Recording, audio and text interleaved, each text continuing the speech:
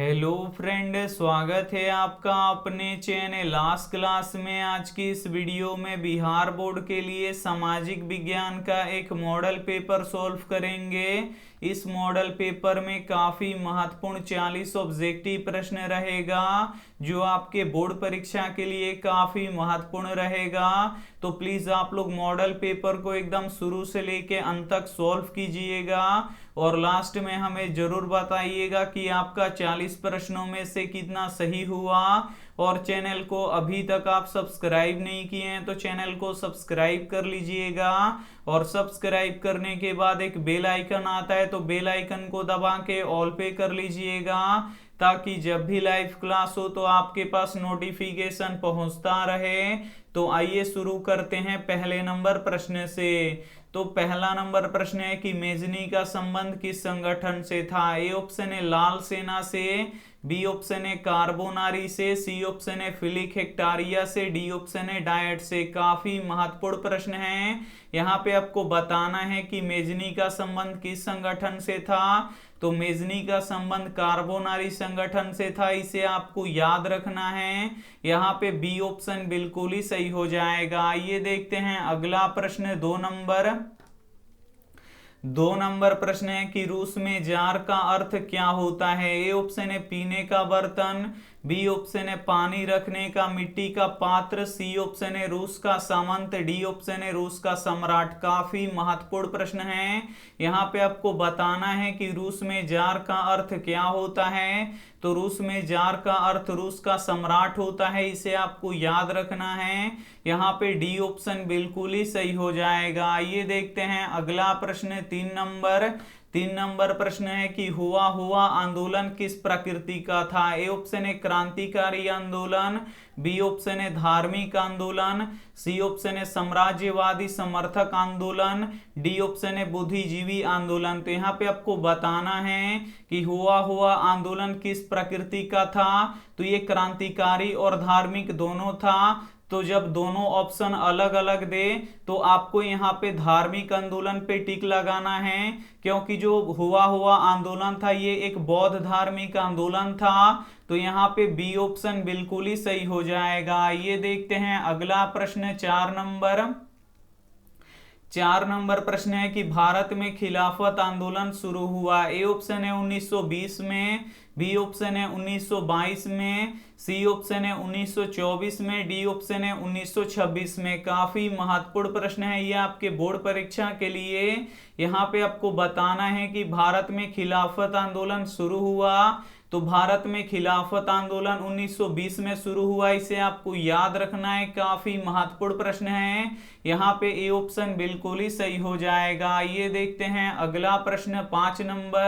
पांच नंबर प्रश्न है कि 1917 ईस्वी में भारत में पहला जूट मिल किस शहर में स्थापित हुआ। ए ऑप्शन है कोलकाता में, बी ऑप्शन है दिल्ली में, सी ऑप्शन है मुंबई में, डी ऑप्शन है पटना में। तो यहाँ पे आपको बताना है कि 1917 ईस्वी में भारत का पहला जूट मिल किस शहर में स्थापित हुआ। तो कोलकाता में स्थापित हुआ, इसे आपको याद रखना है। काफी महत्वपूर्ण प्रश्न है। यहाँ पे ए ऑप्शन बिल्कुल ही सही हो जाएगा। काफी महत्वपूर्ण प्रश्न है। तो प्लीज आप लोग वीडियो को एकदम शुरू से लेके अंत तक देखिएगा और वीडियो को लाइक नहीं किए हैं तो प्लीज आप लोग वीडियो को लाइक भी कर दीजिएगा। ये देखते हैं अगला प्रश्न। 6 नंबर प्रश्न है कि पूंजीपति वर्ग के द्वारा किस वर्ग का शोषण हुआ। ए ऑप्शन है श्रमिक वर्ग का, बी ऑप्शन है मध्यम वर्ग का, सी ऑप्शन है कृषक वर्ग का, डी ऑप्शन है उपयुक्त सभी का। तो यहाँ पे आपको बताना है कि पूंजीपति वर्ग के द्वारा किस वर्ग का शोषण हुआ। तो श्रमिक वर्ग का भी शोषण हुआ, मध्यम वर्ग का भी शोषण हुआ और कृषक वर्ग का भी शोषण हुआ, यानी सभी का शोषण हुआ। तो यहाँ पे डी ऑप्शन बिल्कुल ही सही हो जाएगा। ये देखते हैं अगला प्रश्न।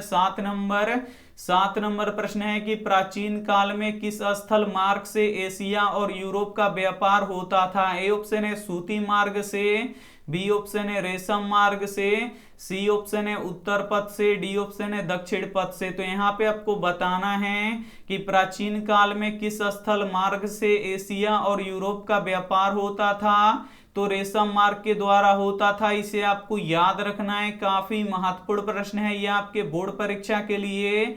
यहाँ पे बी ऑप्शन बिल्कुल ही सही हो जाएगा। ये देखते हैं अगला प्रश्न 8 नंबर प्रश्न है कि गुटेनबर्ग ने सर्वप्रथम किस पुस्तक की छपाई की। ए ऑप्शन है कुरान की, बी ऑप्शन है गीता की, सी ऑप्शन है हदीस की, डी ऑप्शन है बाइबिल की। काफी महत्वपूर्ण प्रश्न है ये आपके बोर्ड परीक्षा के लिए।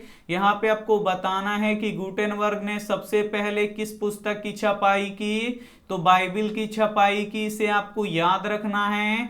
यहाँ पे डी ऑप्शन बिल्कुल ही सही हो जाएगा। और आधुनिक छापखाना का आविष्कार किसने किया था, तो गुटेनबर्ग ने ही किया था। तो ये भी साथ में आपको याद रखना है। आइए देखते हैं अगला प्रश्न 9 नंबर प्रश्न है कि राष्ट्रपिता के नाम से किसे जाना जाता है। ए ऑप्शन है राजा राम मोहन राय को, बी ऑप्शन है महात्मा गांधी को, सी ऑप्शन है दादा भाई नौरोजी को, डी ऑप्शन है भारतेंदु हरिश्चंद्र को। तो यहाँ पे आपको बताना है कि राष्ट्रपिता के नाम से किसे जाना जाता है, तो राष्ट्रपिता के नाम से महात्मा गांधी जी को जाना जाता है। इसे आपको याद रखना है।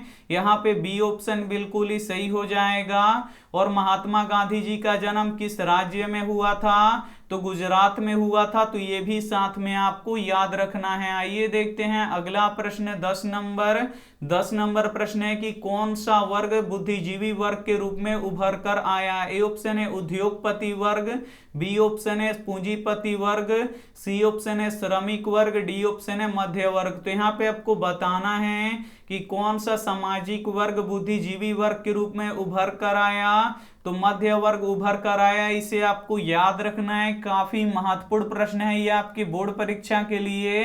यहाँ पे डी ऑप्शन बिल्कुल ही सही हो जाएगा। ये देखते हैं अगला प्रश्न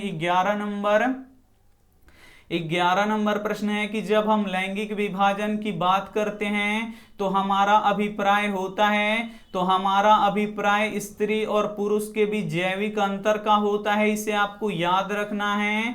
यहाँ पे ए ऑप्शन बिल्कुल ही सही हो जाएगा। ये देखते हैं अगला प्रश्न 12 नंबर प्रश्न है कि निम्नलिखित में से कौन संघ राज्य की विशेषता नहीं है। ए ऑप्शन है लिखित संविधान, बी ऑप्शन है शक्तियों का विभाजन, सी ऑप्शन है इकहरी शासन व्यवस्था, डी ऑप्शन है सर्वोच्च न्यायालय। तो यहाँ पे आपको बताना है कि निम्नलिखित में से कौन संघ राज्य की विशेषता नहीं है। तो जो ये इकहरी शासन व्यवस्था है ये संघ राज्य की विशेषता नहीं है। इसे आपको याद रखना है। संघ राज्य में दोहरी शासन व्यवस्था होता है। इसे आपको याद रखना है। यहाँ पे सी ऑप्शन बिल्कुल ही सही हो जाएगा। ये देखते हैं अगला प्रश्न 13 नंबर प्रश्न है कि बिहार में संपूर्ण क्रांति का नेतृत्व किसने किया। ए ऑप्शन है मोरारजी देसाई ने, बी ऑप्शन है नीतीश कुमार ने, सी ऑप्शन है इंदिरा गांधी ने, डी ऑप्शन है जयप्रकाश नारायण ने। काफी महत्वपूर्ण प्रश्न है ये आपके बोर्ड परीक्षा के लिए।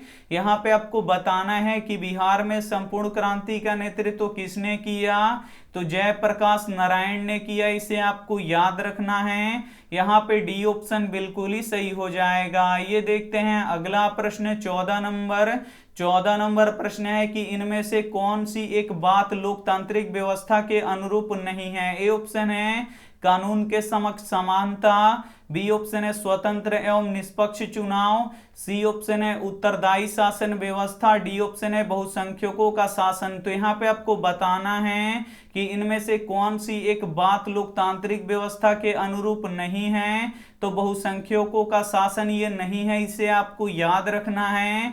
यहाँ पे डी ऑप्शन बिल्कुल ही सही हो जाएगा। ये देखते हैं अगला प्रश्न 15 नंबर प्रश्न है कि भारत एक लोकतांत्रिक राज्य है, निम्नलिखित में से यह किसमें घोषणा किया गया है। ए ऑप्शन है प्रस्तावना में, बी ऑप्शन है पाठ में, सी ऑप्शन है कानूनी पुस्तक में, डी ऑप्शन है नागरिक शास्त्र में। तो यहाँ पे आपको बताना है कि भारत एक लोकतांत्रिक राज्य है, निम्न में से किसमें यह घोषणा किया गया है, तो ये संविधान के प्रस्तावना में घोषणा किया गया है। इसे आपको याद रखना है। यहाँ पे ए ऑप्शन बिल्कुल ही सही हो जाएगा। और भारतीय संविधान किसने लिखा है, तो बाबा साहेब भीमराव अंबेडकर ने लिखा है। तो ये भी साथ में आपको याद रखना है। आइए देखते हैं अगला प्रश्न 16 16 नंबर प्रश्न है कि किस लोकसभा चुनाव के बाद महिलाओं की भागीदारी 10% से अधिक हो गई। ए ऑप्शन है 16वीं लोकसभा, बी ऑप्शन है 15वीं लोकसभा, सी ऑप्शन है 17वीं लोकसभा, डी ऑप्शन है 20वीं लोकसभा। तो यहाँ पे आपको बताना है कि किस लोकसभा चुनाव के बाद महिलाओं की भागीदारी 10% से अधिक हो गई। तो 15वीं लोकसभा चुनाव में महिलाओं की भागीदारी 10% थी, लेकिन जब यहाँ पे 16वीं लोकसभा चुनाव हुआ तो 10% से अधिक हो गया। तो यहाँ पे ए ऑप्शन बिल्कुल ही सही हो जाएगा। ये देखते हैं अगला प्रश्न 17 नंबर प्रश्न है कि निम्नलिखित में से कौन राष्ट्रीय दल है। ए ऑप्शन है जनता दल, बी ऑप्शन है डीएमके, सी ऑप्शन है लोक जनशक्ति पार्टी, डी ऑप्शन है भारतीय जनता पार्टी। तो यहाँ पे आपको बताना है कि निम्नलिखित में से कौन एक राष्ट्रीय दल है। तो जो भारतीय जनता पार्टी है ये एक राष्ट्रीय दल है, इसे आपको याद रखना है। यहाँ पे डी ऑप्शन बिल्कुल ही सही हो जाएगा। और भारतीय जनता पार्टी का चुनाव चिन्ह क्या है, तो कमल का फूल है, तो ये भी साथ में आपको याद रखना है। आइए देखते हैं अगला प्रश्न 18 नंबर प्रश्न है कि लोकतंत्र का प्राण किसे कहा गया है। ए ऑप्शन है राजनीतिक दल को, बी ऑप्शन है सामाजिक दल को, सी ऑप्शन है मानवीय दल को, सी ऑप्शन है नागरिक दल को। तो यहाँ पे आपको बताना है कि लोकतंत्र का प्राण किसे कहा गया है। तो लोकतंत्र का प्राण राजनीतिक दल को कहा गया है, इसे आपको याद रखना है। यहाँ पे ए ऑप्शन बिल्कुल ही सही हो जाएगा। ये देखते हैं अगला प्रश्न 19 नंबर प्रश्न है कि भारत में संघ एवं राज्यों के बीच अधिकारों का विभाजन कितनी सूचियों में हुआ है। ए ऑप्शन है 3 सूची में, बी ऑप्शन है 2 सूची में, सी ऑप्शन है 1 सूची में, डी ऑप्शन है यहाँ पे 4 सूची में। तो यहाँ पे आपको बताना है कि भारत में संघ एवं राज्यों के बीच अधिकारों का विभाजन कितने सूचियों में हुआ है। तो 3 सूचियों में हुआ है, इसे आपको याद रखना है। काफी महत्वपूर्ण प्रश्न है, यहाँ पे ए ऑप्शन बिल्कुल ही सही हो जाएगा। ये देखते हैं अगला प्रश्न 20 नंबर प्रश्न है कि निम्नलिखित में कौन लोकतंत्र में रंगभेद के विरोधी नहीं थे। ए ऑप्शन है Martin Luther King, B option है महात्मा गांधी, सी ऑप्शन है ओलंपिक धावक टोनी स्मिथ एवं जॉन कॉर्नल्स, डी ऑप्शन है जेड गूडी। तो यहाँ पे आपको बताना है कि निम्नलिखित में से कौन लोकतंत्र में रंगभेद के विरोधी नहीं थे। तो जेड गूडी नहीं थे, इसे आपको याद रखना है। काफी महत्वपूर्ण प्रश्न है ये आपके बोर्ड परीक्षा के लिए। यहाँ पे डी ऑप्शन बिल्कुल ही सही हो जाएगा। ये देखते हैं अगला प्रश्न 21 नंबर प्रश्न है कि सासाराम नगर का विकास हुआ था। ए ऑप्शन है मध्य युग में, बी ऑप्शन है प्राचीन युग में, सी ऑप्शन है वर्तमान युग में, डी ऑप्शन है आधुनिक समय में। काफी महत्वपूर्ण प्रश्न है ये आपके बोर्ड परीक्षा के लिए।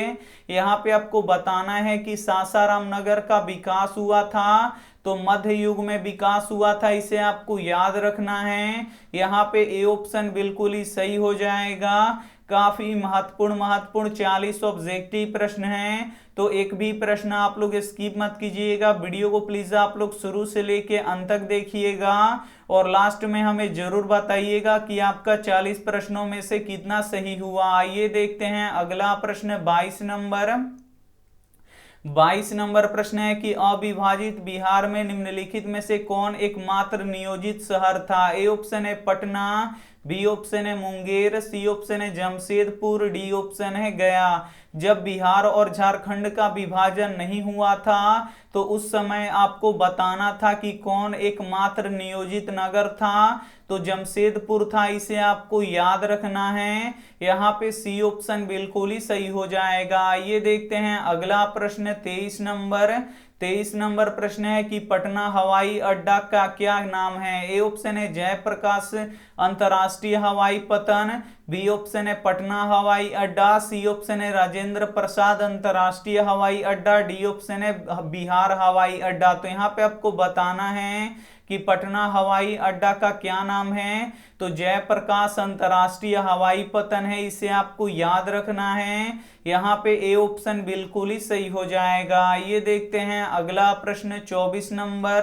24 नंबर प्रश्न है कि बिहार में रज्जू मार्ग कहाँ है? ए ऑप्शन है बिहार शरीफ में, बी ऑप्शन है राजगीर में, सी ऑप्शन है गया में, डी ऑप्शन है बांका में। तो यहाँ पे आपको बताना है कि बिहार में रज्जू मार्ग कहाँ है। तो बिहार में रज्जू मार्ग राजगीर में है, इसे आपको याद रखना है। यहाँ पे बी ऑप्शन बिल्कुल ही सही हो जाएगा। ये देखते हैं अगला प्रश्न 25 नंबर। 25 नंबर प्रश्न है कि बिहार में खनिज तेल मिलने की संभावना है। ए ऑप्शन है हिमालय क्षेत्र में, बी ऑप्शन है उत्तर बिहार मैदान में, सी ऑप्शन है दक्षिण बिहार मैदान में, डी ऑप्शन है दक्षिण बिहार की पहाड़ियों में। तो यहाँ पे आपको बताना है कि बिहार में खनिज तेल मिलने की संभावना है। तो कहाँ मिलने की संभावना है? तो गंगा के द्रोणी में। और गंगा के द्रोणी कहाँ है? तो बिहार के उत्तरी मैदान में है। तो यहाँ पे बी ऑप्शन बिल्कुल ही सही हो जाएगा। ये देखते हैं अगला प्रश्न 26 नंबर। 26 नंबर प्रश्न है कि कांवर झील स्थित है। ए ऑप्शन है दरभंगा जिला में, बी ऑप्शन है भागलपुर जिला में, सी ऑप्शन है बेगूसराय जिला में, डी ऑप्शन है मुजफ्फरपुर जिला में। तो यहाँ पे आपको बताना है कि कांवर झील स्थित है। तो कांवर झील कहाँ पे स्थित है? तो ये बेगूसराय जिला में स्थित है, इसे आपको याद रखना है। यहाँ पे सी ऑप्शन बिल्कुल ही सही हो जाएगा। ये देखते हैं अगला प्रश्न 27 नंबर। 27 नंबर प्रश्न है कि संजय गांधी जैविक उद्यान किस नगर में स्थित है? ए ऑप्शन है राजगीर में, बी ऑप्शन है बोध गया में, सी ऑप्शन है बिहार शरीफ में, डी ऑप्शन है पटना में। तो यहाँ पे आपको बताना है कि संजय गांधी जैविक उद्यान किस नगर में स्थित है। तो ये पटना में स्थित है, इसे आपको याद रखना है। यहाँ पे डी ऑप्शन बिल्कुल ही सही हो जाएगा। ये देखते हैं अगला प्रश्न 28 नंबर। 28 नंबर प्रश्न है कि निम्न में से कौन सड़कों का एक वर्ग नहीं है? ए ऑप्शन है पूर्वी पश्चिमी गलियारा, बी ऑप्शन है एक्सप्रेसवे, सी ऑप्शन है स्वर्णिम चतुर्भुज मार्ग राजमार्ग, डी ऑप्शन है सीमांत सड़कें। तो यहाँ पे आपको बताना है कि निम्नलिखित में से कौन सड़कों का एक वर्ग नहीं है। तो यहाँ पे जो स्वर्णिम चतुर्भुज मार्ग है ये सड़कों का एक वर्ग नहीं है, ये सड़कों से संबंधित है। तो यहाँ पे सी ऑप्शन बिल्कुल ही सही हो जाएगा। ये देखते हैं अगला प्रश्न 29 नंबर। 29 नंबर प्रश्न है कि जिस देश का राष्ट्रीय आय अधिक होता है वह देश कहलाता है। ए ऑप्शन है अविकसित देश, बी ऑप्शन है विकसित देश, सी ऑप्शन है अर्धविकसित देश, डी ऑप्शन है इनमें से कोई नहीं। तो यहाँ पे आपको बताना है कि जिस देश का राष्ट्रीय आय अधिक होता है वह कहलाता है, तो वह देश विकसित देश कहलाता है, इसे आपको याद रखना है। यहाँ पे बी ऑप्शन बिल्कुल ही सही हो जाएगा। और जिस देश का राष्ट्रीय आय बहुत ही कम होता है तो वो अविकसित देश कहलाता है। तो ये भी साथ में आपको याद रखना है। आइए देखते हैं अगला प्रश्न 30 नंबर। 30 नंबर प्रश्न है कि भारत के किस राज्य की प्रति व्यक्ति आय सर्वाधिक है? ए ऑप्शन है बिहार की, बी ऑप्शन है पंजाब की, सी ऑप्शन है हरियाणा की, डी ऑप्शन है गोवा की। तो यहाँ पे आपको बताना है कि भारत के किस राज्य की प्रति व्यक्ति आय सर्वाधिक है यानी सबसे अधिक है। तो गोवा राज्य की प्रति व्यक्ति आय सबसे अधिक है, इसे आपको याद रखना है। यहाँ पे डी ऑप्शन बिल्कुल ही सही हो जाएगा। और बिहार राज्य की सबसे कम है, तो ये भी साथ में आपको याद रखना है। आइए देखते हैं अगला प्रश्न 31 नंबर। 31 नंबर प्रश्न है कि निम्नलिखित में कौन मुद्रा का कार्य नहीं है? ए ऑप्शन है विनिमय का माध्यम, बी ऑप्शन है मूल्यों का मापक, सी ऑप्शन है मूल्यों का संचय, डी ऑप्शन है उत्पादन। तो यहाँ पे आपको बताना है कि निम्नलिखित में से कौन मुद्रा का कार्य नहीं है। तो जो ये उत्पादन है ये मुद्रा का कार्य नहीं है, इसे आपको याद रखना है। यहाँ पे डी ऑप्शन बिल्कुल ही सही हो जाएगा। ये देखते हैं अगला प्रश्न 32 नंबर। 32 नंबर प्रश्न है कि भारत का केंद्रीय बैंक कौन है? ए ऑप्शन है Reserve Bank of India, B option है क्षेत्रीय ग्रामीण बैंक, सी ऑप्शन है State Bank of India, D option है पंजाब नेशनल बैंक। तो यहाँ पे आपको बताना है कि भारत का केंद्रीय बैंक कौन सा है। तो भारत का केंद्रीय bank reserve Bank of India है, इसे आपको याद रखना है। यहाँ पे ए ऑप्शन बिल्कुल ही सही हो जाएगा। और रिजर्व बैंक ऑफ इंडिया का मुख्यालय कहाँ पे है? तो मुंबई में है, तो ये भी साथ में आपको याद रखना है। और भारत का सबसे बड़ा बैंक कौन सा है, तो स्टेट बैंक ऑफ इंडिया है, तो ये भी साथ में आपको याद रखना है। आइए देखते हैं अगला प्रश्न 33 नंबर। 33 नंबर प्रश्न है कि ऊर्जा का मुख्य स्रोत क्या है। ए ऑप्शन है कोयला, बी ऑप्शन है पेट्रोलियम, सी ऑप्शन है विद्युत, डी ऑप्शन है इनमें से सभी। तो यहाँ पे आपको बताना है कि ऊर्जा का मुख्य स्रोत क्या है। तो कोयला भी है, पेट्रोलियम भी है, विद्युत भी है, यानी इनमें से सभी है। तो यहाँ पे डी ऑप्शन बिल्कुल ही सही हो जाएगा। ये देखते हैं अगला प्रश्न 34 नंबर। 34 नंबर प्रश्न है कि पार्ले समूह के थम्स अप ब्रांड को किस बहुराष्ट्रीय कंपनी ने खरीद लिया। ए ऑप्शन है कोका कोला ने, बी ऑप्शन है एलजी ने, सी ऑप्शन है रिबॉक ने, डी ऑप्शन है नोकिया ने। तो यहाँ पे आपको बताना है कि पार्ले समूह के थम्स अप ब्रांड को किस बहुराष्ट्रीय कंपनी ने खरीद लिया। तो कोका कोला ने खरीद लिया, इसे आपको याद रखना है। यहाँ पे ए ऑप्शन बिल्कुल ही सही हो जाएगा। ये देखते हैं अगला प्रश्न 35 नंबर। 35 नंबर प्रश्न है निम्नलिखित में से किसे बाढ़ से सबसे अधिक हानि होती है। ए ऑप्शन है फसलों को, बी ऑप्शन है पशुओं को, सी ऑप्शन है भवनों को, डी ऑप्शन है उपयुक्त सभी को। तो यहाँ पे आपको बताना है कि निम्नलिखित में से किसे बाढ़ से सबसे अधिक हानि होता है। तो फसलों को भी होता है, पशुओं को भी होता है और भवनों को भी होता है, यानी इनमें से सभी को होता है। तो यहाँ पे डी ऑप्शन बिल्कुल ही सही हो जाएगा। ये देखते हैं अगला प्रश्न 36 नंबर। 36 नंबर प्रश्न है कि सामान्य संचार व्यवस्था के बाधित होने का मुख्य कारण है। ए ऑप्शन है केबल का टूट जाना, बी ऑप्शन है संचार टावरों की दूरी, सी ऑप्शन है टावरों की ऊंचाई में कमी, डी ऑप्शन है इनमें से कोई नहीं। तो यहाँ पे आपको बताना है कि सामान्य संचार व्यवस्था के बाधित होने का मुख्य कारण है तो केबल का टूट जाना है, इसे आपको याद रखना है। यहाँ पे ए ऑप्शन बिल्कुल ही सही हो जाएगा। ये देखते हैं अगला प्रश्न 37 नंबर। 37 नंबर प्रश्न है कि आग से जलने की स्थिति में किस प्राथमिक उपचार की आवश्यकता है। ए ऑप्शन है ठंडा पानी डालना चाहिए, बी ऑप्शन है गर्म पानी डालना चाहिए, सी ऑप्शन है अस्पताल पहुंचाना चाहिए, डी ऑप्शन है इनमें से कोई नहीं। तो यहाँ पे आपको बताना है कि आग से जलने की स्थिति में किस प्राथमिक उपचार की आवश्यकता है। तो ठंडा पानी डालना चाहिए और इसके बाद अस्पताल ले जाना चाहिए। यहाँ पे ए ऑप्शन बिल्कुल ही सही हो जाएगा। ये देखते हैं अगला प्रश्न 38 नंबर। 38 नंबर प्रश्न है कि भूकंप केंद्र के ऊर्ध्वाधर पृथ्वी पर स्थित केंद्र को कहा जाता है। ए ऑप्शन है भूकंप केंद्र, बी ऑप्शन है अधिकेंद्र, सी ऑप्शन है अनुकेंद्र, डी ऑप्शन है इनमें से कोई नहीं। तो यहाँ पे आपको बताना है कि भूकंप केंद्र के ऊर्ध्वाधर पृथ्वी पर स्थित केंद्र को क्या कहते हैं। तो अधिकेंद्र कहते हैं, इसे आपको याद रखना है। यहाँ पे बी ऑप्शन बिल्कुल ही सही हो जाएगा। ये हमारी धरती है और जहां पे भूकंप जन्म लेता है उसे भूकंप केंद्र कहते हैं और इसका ऊर्ध्वाधर प्रभाव पृथ्वी के जहां पे जिस क्षेत्र पर पड़ता है उस क्षेत्र को क्या कहते हैं। तो अधिकेंद्र कहते हैं। तो ये भी साथ में आपको याद रखना है। आइए देखते हैं अगला प्रश्न 39 नंबर।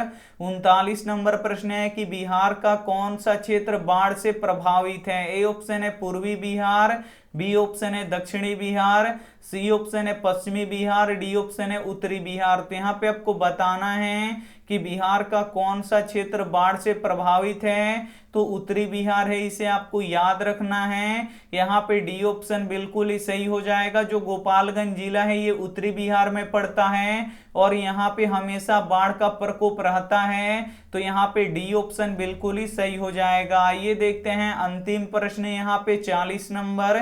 40 नंबर प्रश्न है कि निम्नलिखित में कौन मानव जनित आपदा है। ए ऑप्शन है सांप्रदायिक दंगे, बी ऑप्शन है आतंकवाद, सी ऑप्शन है महामारी, डी ऑप्शन है उपयुक्त सभी। तो यहाँ पे आपको बताना है कि कौन मानव जनित आपदा है। तो सांप्रदायिक दंगे ये मानव जनित आपदा है, आतंकवाद भी मानव जनित आपदा है और महामारी भी मानव जनित आपदा है, यानी इनमें से सभी हैं। तो यहाँ पे डी ऑप्शन बिल्कुल ही सही हो जाएगा। यहाँ पे आप लोग 40 प्रश्नों को सॉल्व कर चुके हैं। तो अब आप हमें कमेंट करके बता दीजिए कि आपका 40 प्रश्नों में से कितना सही हुआ। यहाँ पे हम सबका कमेंट देख रहे हैं, तो आप लोग जल्दी जल्दी बता दीजिए कि आपका कितना प्रश्न सही हुआ। और ये मॉडल पेपर आपके लिए काफी महत्वपूर्ण था और ये मॉडल बिहार बोर्ड के लिए काफी महत्वपूर्ण है। और ऐसे ही ऐसे मॉडल पेपर हम आपको बहुत सारे करवाने वाले हैं, सभी सब्जेक्ट का करवाने वाले हैं। तो आप लोग जरूर जुड़िए हमसे।